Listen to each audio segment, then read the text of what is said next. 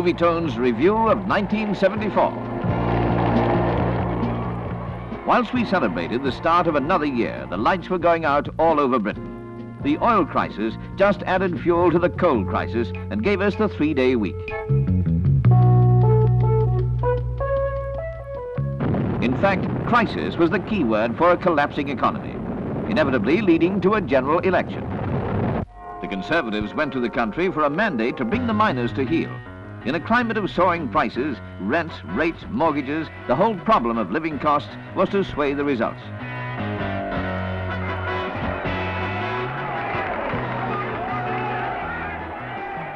It was back to work with Labour.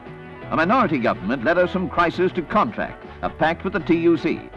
Dennis Healey presented a budget to make Britain a fairer, if not richer, place to live in.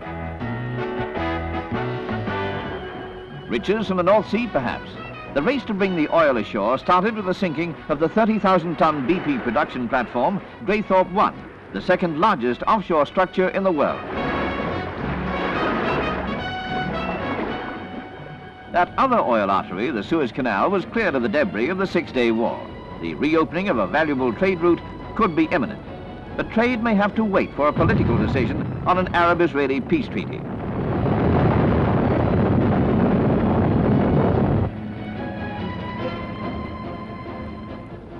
London's River Thames received royal patronage.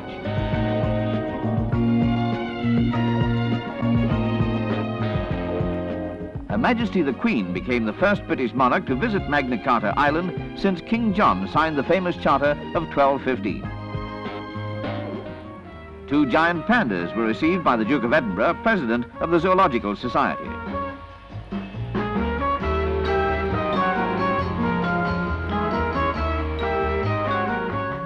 A gift from the people of China, they were called Ching Ching and Xi Xi.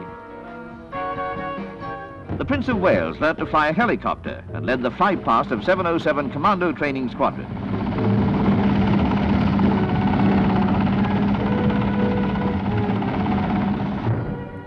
Windsor Castle, the funeral of the Duke of Gloucester, former Governor of Australia.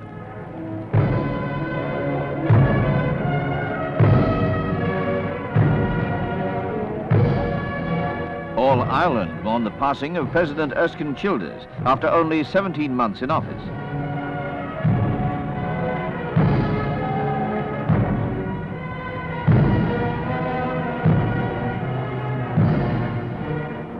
President Pompidou of France also died. He was succeeded by his finance minister, Valéry Giscard d'Estaing. He revived links of friendship with America. President Nixon resigned, ousted by the Watergate scandal and ill health. Gerald Ford became the 37th President of America and reappointed peacemaker Dr. Kissinger as Secretary of State.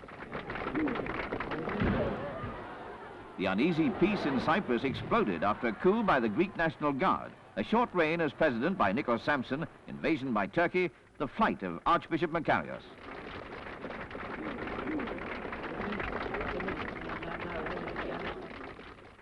British dependents were evacuated, leaving possessions and property behind as the war between Greece and Turkey escalated. The United Nations eventually brought a ceasefire to the divided island. Violence in London. A bomb explodes amongst tourists at the Tower of London. Public houses in Woolwich and Guildford became targets, and in Birmingham 21 were killed and many seriously injured as the terror campaign spread from the seemingly daily horrors of Ulster.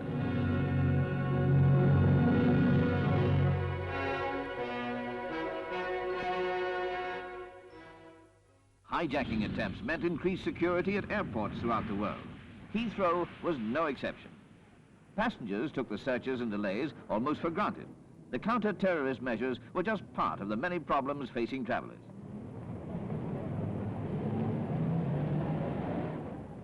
And this tragic year was to see the worst disaster in aviation history. A Turkish Airlines DC-10 crashes near Paris, killing all 345 passengers and crew. The chemical works at Flixborough in Lincolnshire, scene of the worst peacetime explosion. 29 dead and over 100 injured.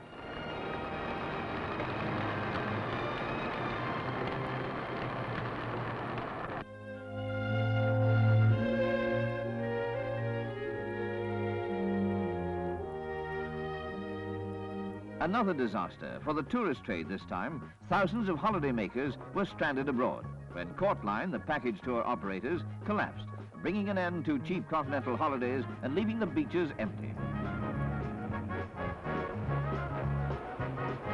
Strike measures became the last resort for the nursing unions as they entered the pay war.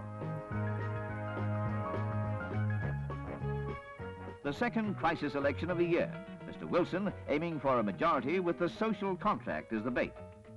The Liberals and Nationals split the voting.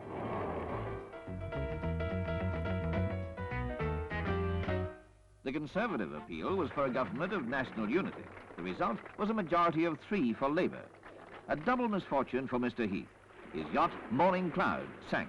His godson and another crew member were drowned. 5 more crew reached safety after drifting for 8 hours in a raft.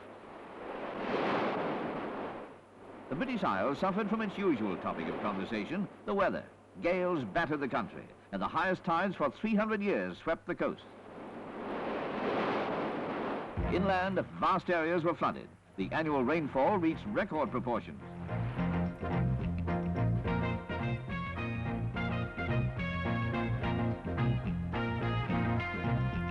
Even worse floods hit Australia. In Brisbane, the river reached its highest level, rendering thousands homeless.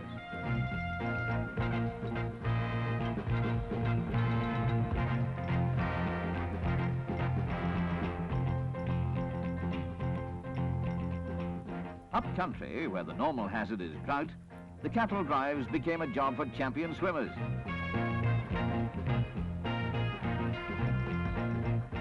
In fact, as far as members of the common market were concerned, the floating beef mountain was moving off to the promised land of subsidies, beef tokens, and very lean larders. The summer rains on top of the spring drought brought the usual worries for the farming fraternity. Animal fodder was in short supply. That everyday necessity, sugar, just melted away from supermarket shelves. The sweet housewives turned sour. Adversities were forgotten as a new phenomenon called streaking laid bare the stresses of modern living. That was 1974, when not every pop concert fizzled out.